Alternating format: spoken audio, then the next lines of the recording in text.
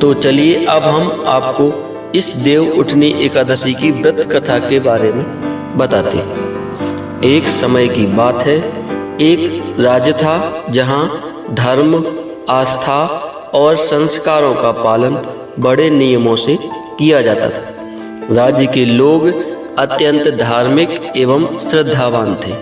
वे महीने में 2 बार आने वाली एकादशी का व्रत सच्चे मन से करते थे।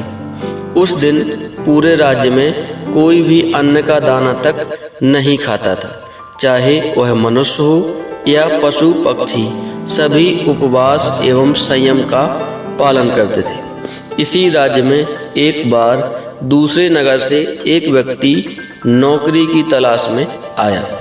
वह राजा के दरबार में पहुंचा और विनम्रता से बोला, महाराज, कृपया मुझे इस राज्य में नौकरी दी जाए। राजा ने उसके भाव और ज़रूरत को समझते हुए कहा, नौकरी तो मिल जाएगी, किंतु हमारे राज्य में रहने का एक नियम है। हर माह 2 एकादशी व्रत होते हैं।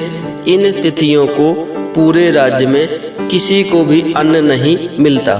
सभी व्रत रखते हैं और फलाहार करते हैं। यदि तुम इस नियम को स्वीकारते हो तभी यहाँ रह सकते हो और नौकरी प्राप्त कर सकते हो।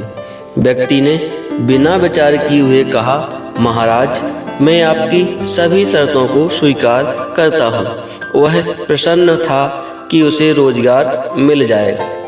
कुछ समय बाद एकादशी का दिन आया और राज्य में सभी चारों तरफ उपवास का वातावरण था। उस व्यक्ति को भी अन्न नहीं दिया गया, केवल फलाहार के लिए फल प्रदान किए गए। लेकिन उस व्यक्ति को फलाहार से तृप्ति नहीं मिली। भूख बढ़ने लगी और वह बेचैन हो उठा। वह सीधे राजा के पास पहुंचा और बोला, महाराज, फल खाकर पेट नहीं भरता, कृपया मुझे अन्न दे दें, वरना भूख से मेरे प्राण चले जाएंगे। राजा ने उसे पुनः नियम समझाया, परंतु वह व्यक्ति लगातार खाना मांगता रहा। अंततः राजा को दया आ गई और उन्होंने उसे दाल, चावल, नमक आदि सामग्री पकाने के लिए दे दी। वह व्यक्ति बड़ी खुशी के साथ नदी के किनारे गया। पहले उसने स्नान किया, फिर श्रद्धा से भोजन बनाने लगा। जब भोजन तैयार हुआ तो उसने आसन लगाया और आंखें बंद कर विष्णु का ध्यान करते हुए कहा, हे प्रभु, भोजन तैयार है, आप पहले प्रसाद ग्रहण करें, उसके बाद में ही मैं भोजन करूंगा।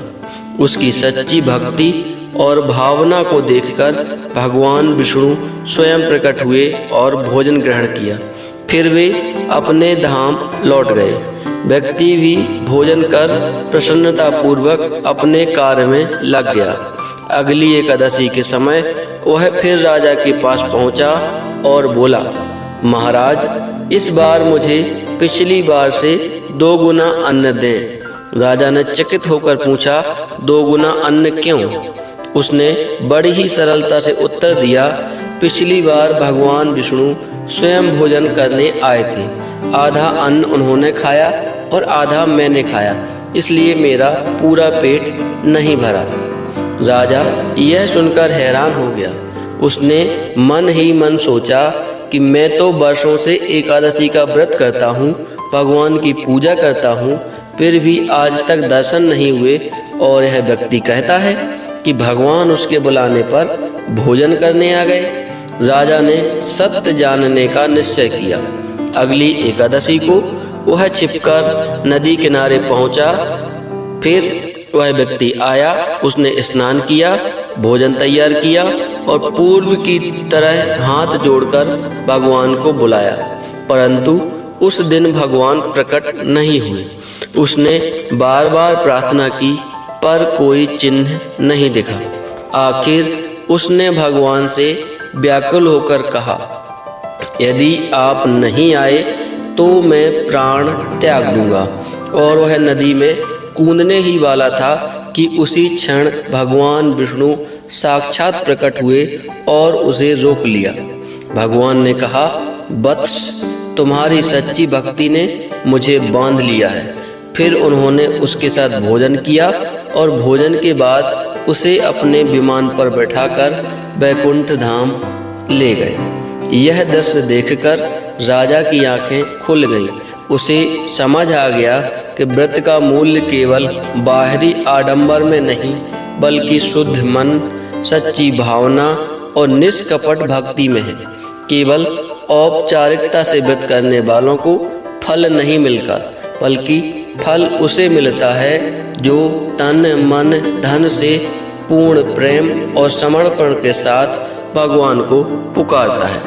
उस दिन से राजा ने व्रत और पूजा केवल रीति रिवाज के रूप में नहीं, बल्कि सच्चे हृदय और श्रद्धा से करना आरंभ कर दिया।